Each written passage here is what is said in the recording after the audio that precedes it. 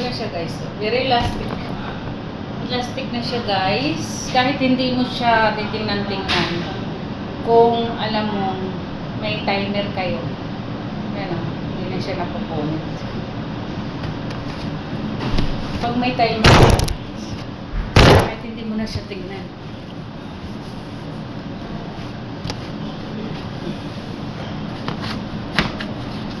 Itong 2 kilo, pagka nalagyan mo na siya lahat ng mga ingredients, ay naabot na siya ng 3,600. Kailangan ko siyang timpangin.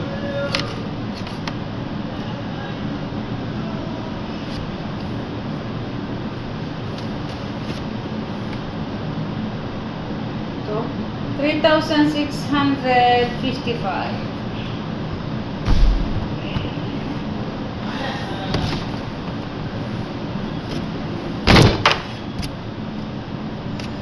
Gawin ko siya ng 550 bawat isang molder, bread molder. 550.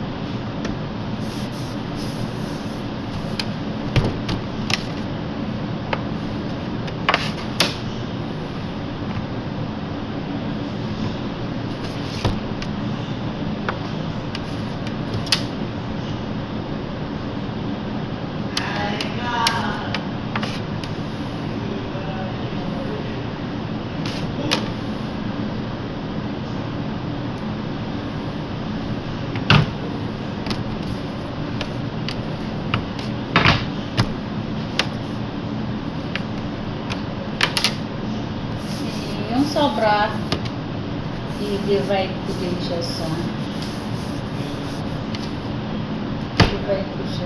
anim.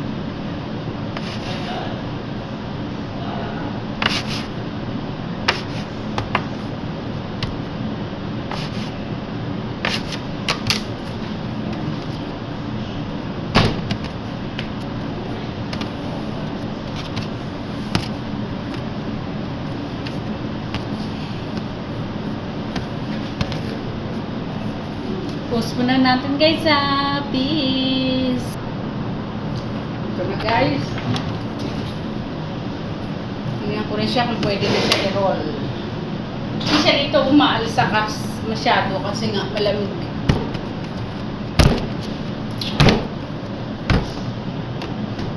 Malamig kasi dito kaya ano.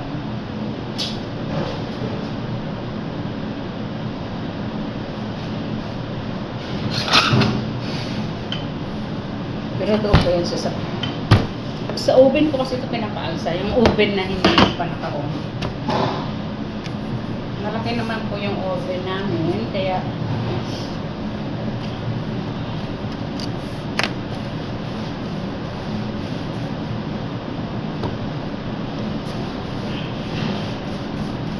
Guys, kailangan ganun siya kahaba. Kung anong haba ng molder mo, ganun din yung tinapay. Okay.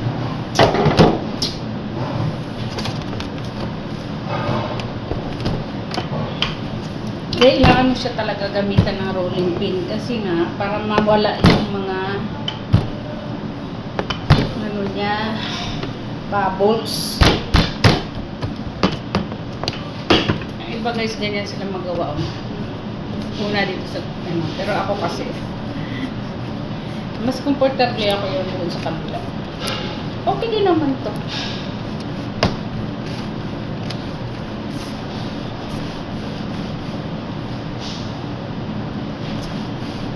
Ayan.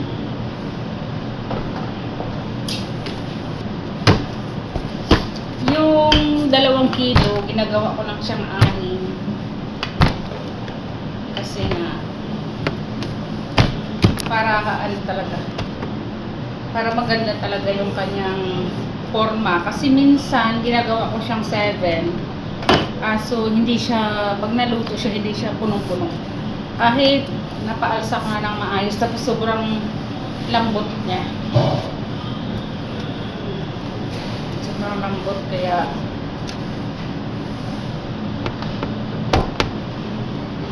ito guys, dito ko muna siya ilagay. Ayan, sa takpan.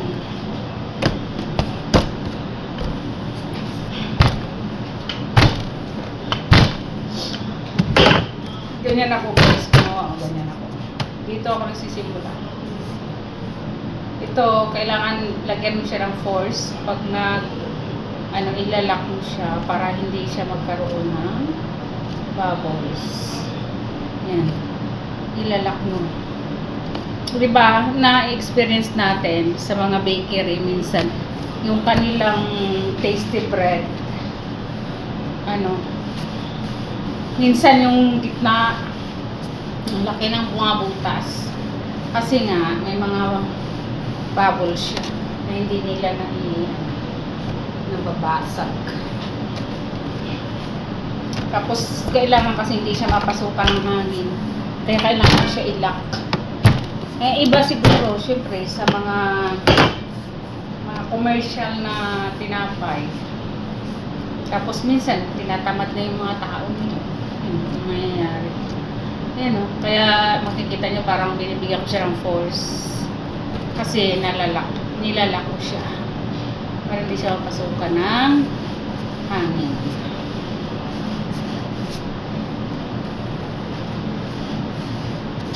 Tcharam! Brown bread to guys, ginawa ko. Ito yung kasi nila dito, yung whole wheat flour nila iba. Dito lang sa Pilipinas. Ito iba eh.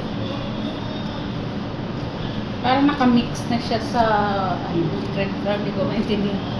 Hindi ko rin mabasa. Kasi yung nakasulat, hindi English. Tcharan! Last one. Pag umalsa siya na hanggang 3/4 na ng pwede mo na siya isahan. 3/4 na yung pag-alsa niya dito sa molder. Pwede mo siya isalang. Ngayon,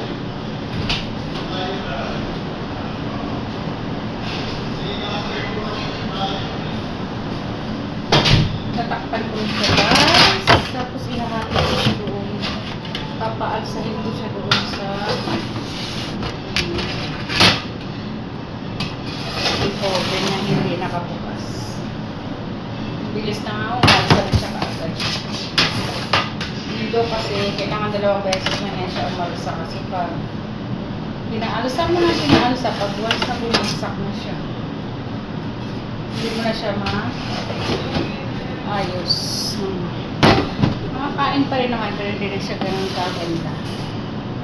Okay, post muna natin na peace. Ay! Gagawa ako ngayon guys ng blueberry cheesecake.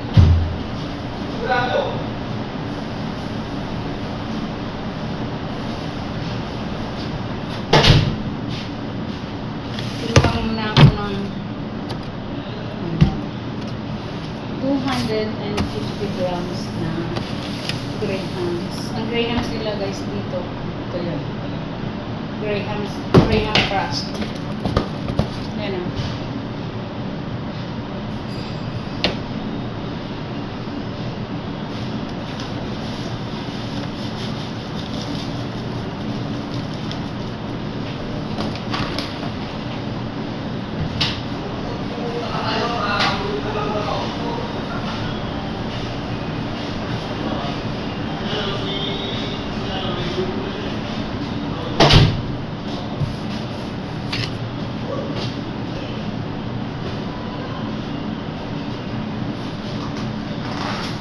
Once upon a time.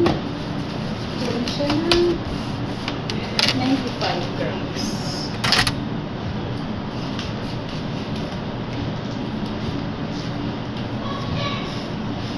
Kapal na nito guys kasi yung iba kasi ayaw nila ng manipis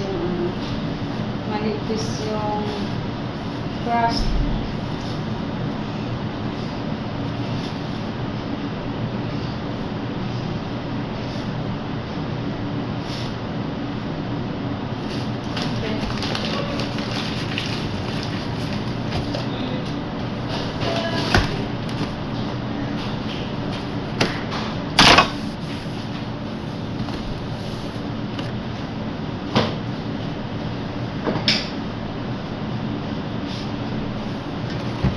Guys, hindi ako nag-a-add ng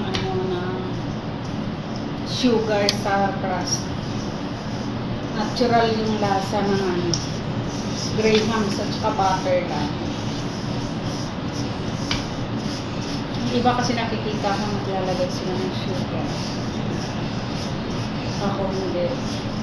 Kung ano lang yung lasa ng crackers o ng grahams, yun yung sugar.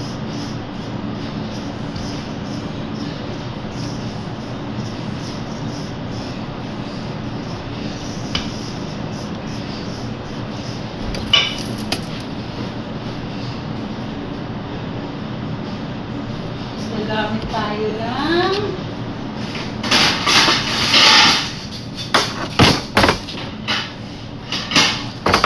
spring corn. Ito yan guys, ang spring corn. Medyo may kamahalan mga pero ito yung ginagamit sa mga cheesecake. Kahit sa baked cheesecake, ito din yung ginagamit para mas madali siya ng pangkal.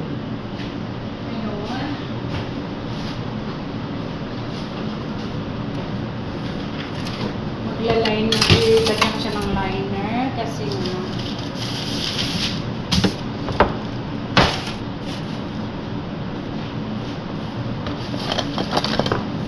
kasi maganda yung cake naka siya sa diretso sa aluminum ba yun? Aluminum ba ito o stainless basta?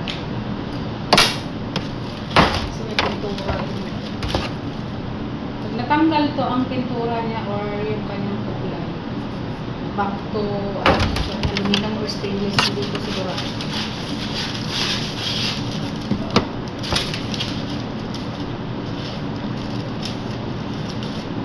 Naalala ko yung cheesecake, paborito ng pamangkin ko, si Angeline Marie.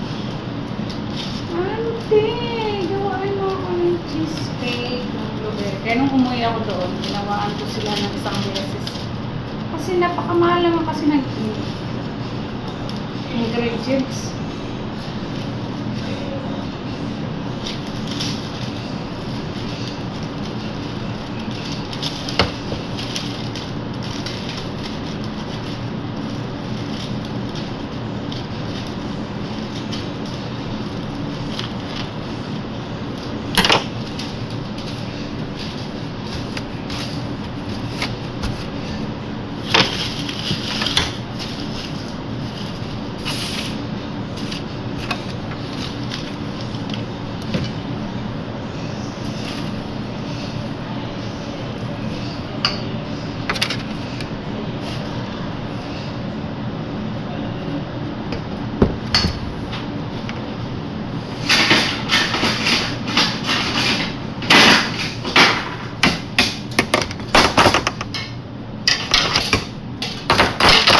Timbangin ko siya guys.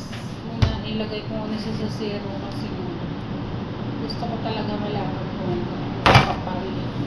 Nanibago ako kasi dito sa ano na to, sa Grahams na ito. Hindi siya tulad ng Grahams na sapak.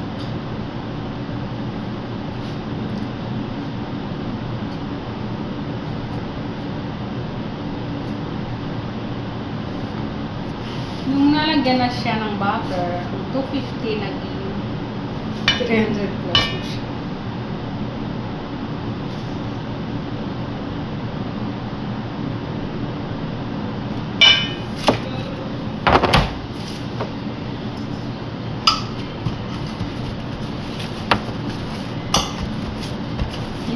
Didiin mo lang siya para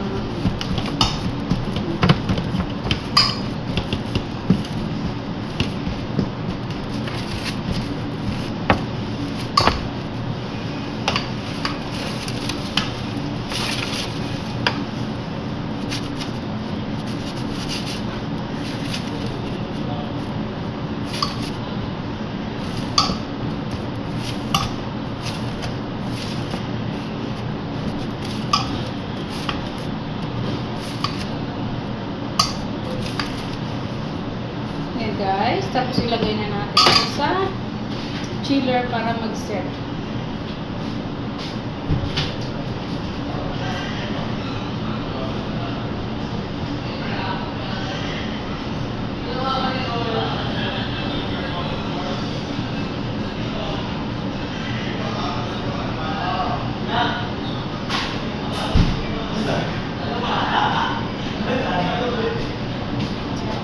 Peace, mamaya ulit.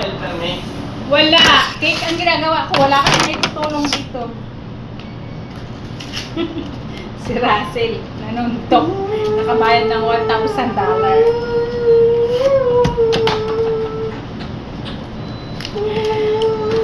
Yan ang sasayawan niya sa Christmas party. Ang kukulit! Ang kukulit! Ang kukulit!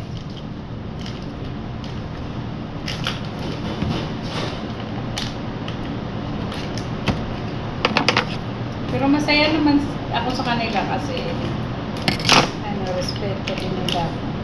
Nare-respect. So, mabait ka lang naman talaga sa tao. Di ba, Russell?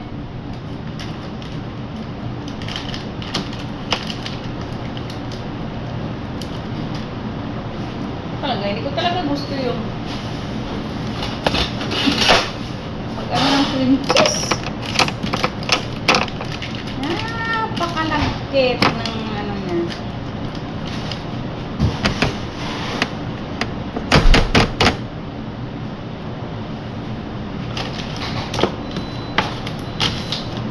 Gagamit ko ang 2 pakete ng cheese.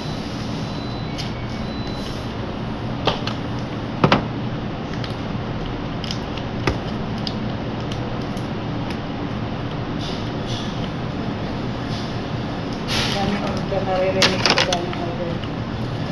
Panay ang tunog ng ano. Hindi muna ako makatulong sa kanila kasi hindi ko pa pang refill ito sa chiller. Sa binibinta namin, kalalagay ko lang ng isang cake. Bukas na umaga wala na naman. 2 klase. Nilagay ko doon. Kagabi yung tiramisu. Tapos ngayong hapon, pagdating ko, ang nilagay ko naman yung chocolate moist classic.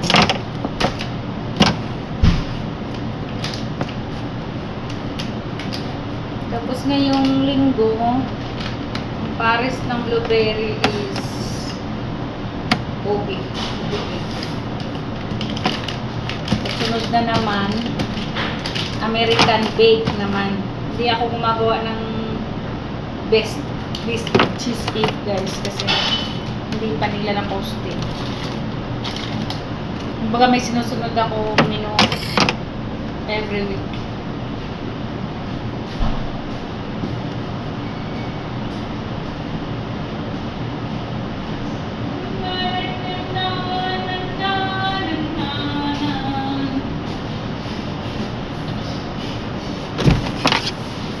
Sinusunod ako.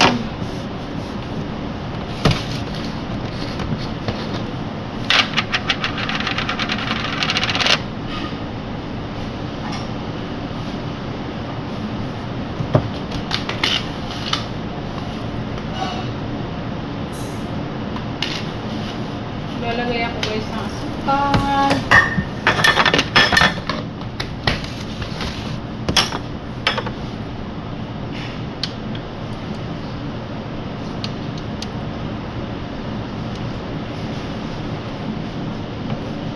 Gusto mo dyan po? Niluluto ka ba? Ito, dami ng ganyan, binigay ni Sam. Yan, tiyo. Eh, bakit yan lang? Nakalimutan ko eh. Bakit mo pa kasi dinala dito? Hindi mo na lang binigay dun sa barracks. Okay, masarap nga itong jampong. Jampong.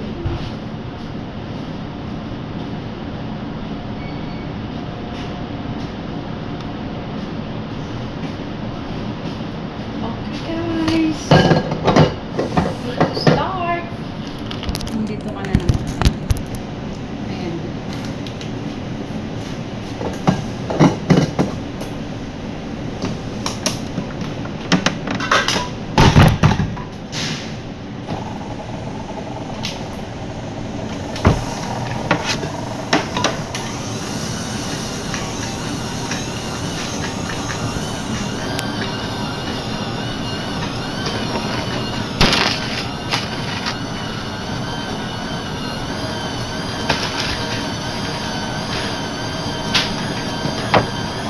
Hindi ko na ito kailangan.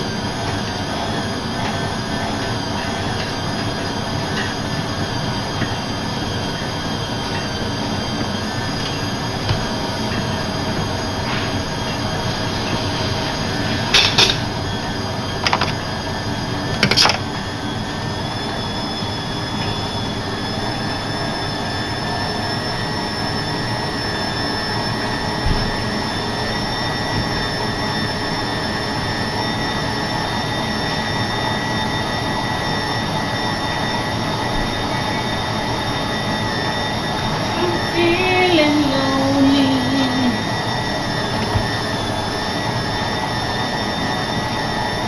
KitchenAid din naman mo yung ating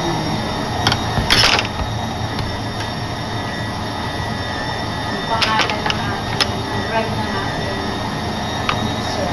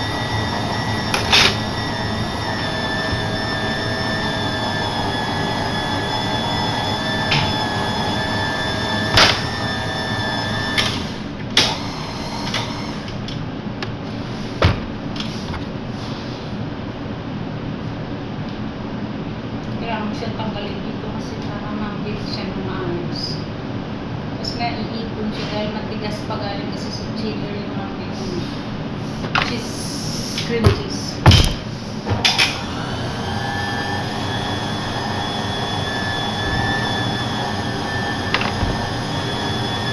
Kaya nga guys, maging ano talaga, smooth talaga siya na wala ng bubo bago mo siya lagyan ng cream.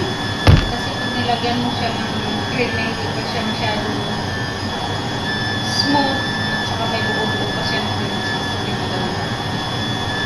Ganda ang kinalala.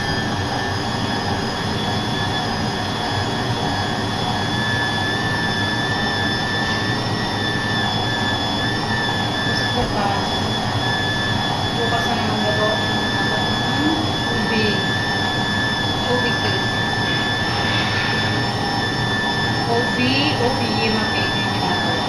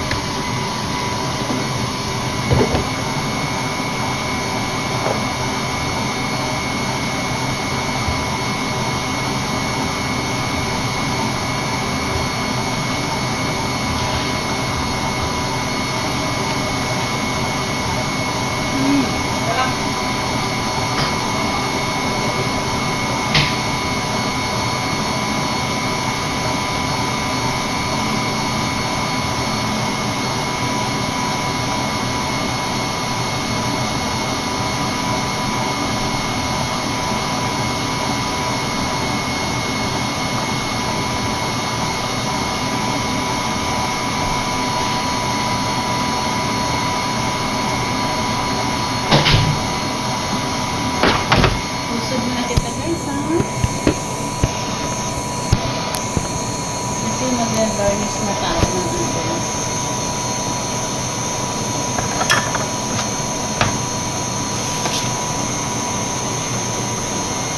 Okay na yan.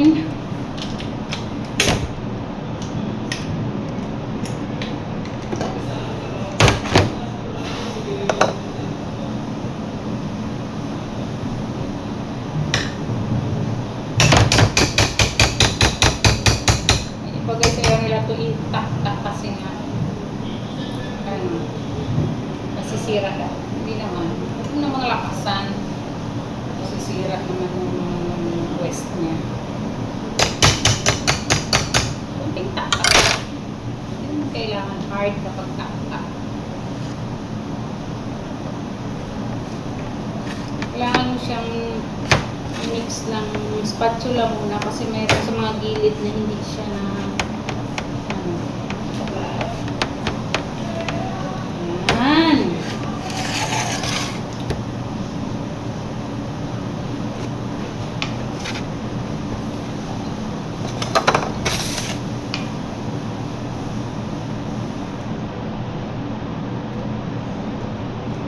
Ang ganda talaga guys pag sa aircon robe ka kasi set talaga lahat ng mga ginagamit mo sa pag-garni na ano ng cake. Set talaga yun. Kaya feeling. Hindi siya rani.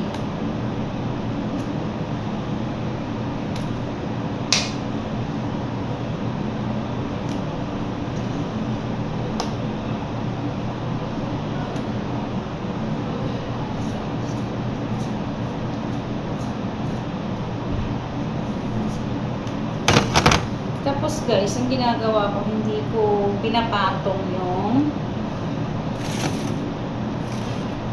blueberry. Kasi pag ipatong mo siya, tapos naka-display siya sa chiller na sobrang lamig, nagde-dry. Ang ginagawa ko is tinitwirl ko siya dyan. Tinitwirl ko yung blueberry sa loob.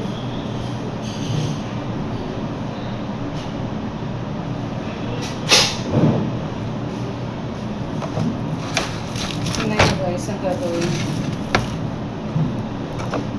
Pero pag may nag-order naman na ano, may nag-order naman na buo, nilalagay ko siya sa taas. Pero pag sa display namin, hindi.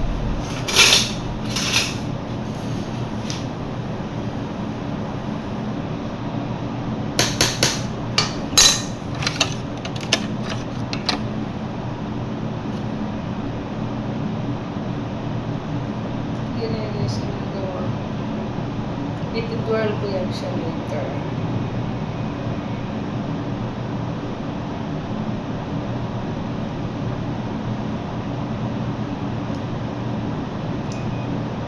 Next week, ano naman siya, tiramisu, and ang pares ng tiramisu is American berries, baked cheesecake. Yun, grabe talaga, bilis. Paglagay ko pa lang sa chiller, maya wala na. Yung guest, nagtabaan na. Tapos may mga Pilipino dito guys na talagang dinadayo nila yung aking. Kilala na nila kasi ako dati dito. Noon nandun pa lang ako sa kabilang hotel sa Malaysia. Alam na nila yung aking cake. Paano ako gumawa ng mga cake.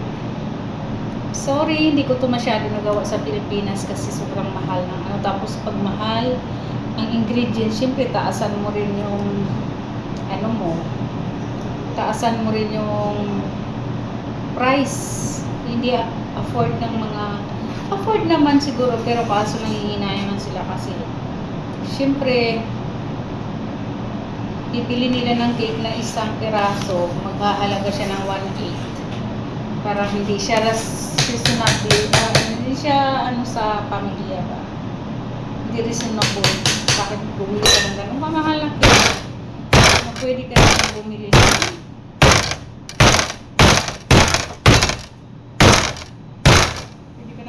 bumili ng mura. May nagtitinda doon sa amin guys ng tag 350 na kilo. Ewan ko ang lasa. Pero pwede na rin sa mga nagtitipid.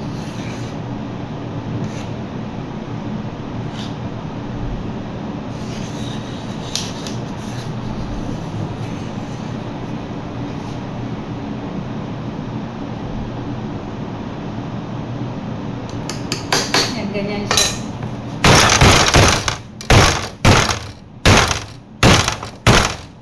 Ganyan mo siya guys. See? Maganda yung forma niya guys. Papakita ko sa inyo ha. Yan o, maganda yung itsura niya. Yan.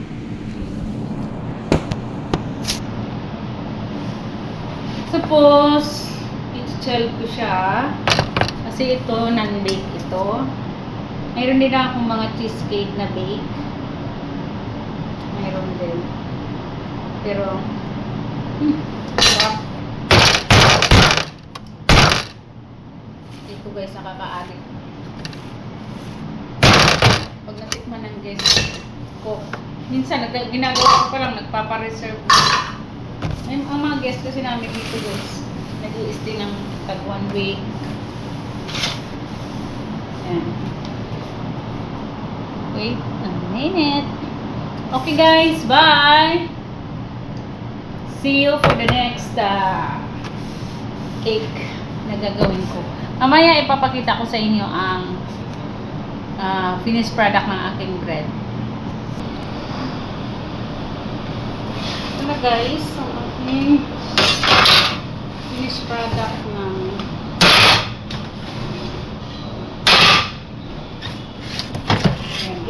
oh! Na?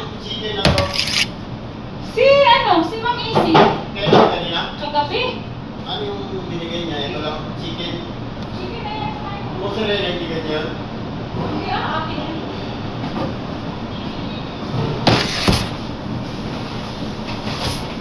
Roasted lang naman yan.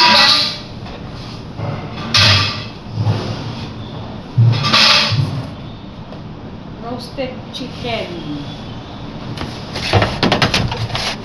Diba guys? Perfect!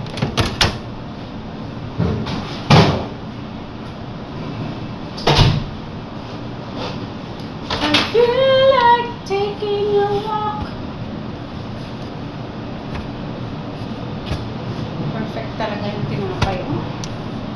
Nakakatuwa pagka ganito. Sobrang lambot. Yan guys. Ito na guys. Thank you so much for watching. Yan. Ay, napaka na perfect na. Bye.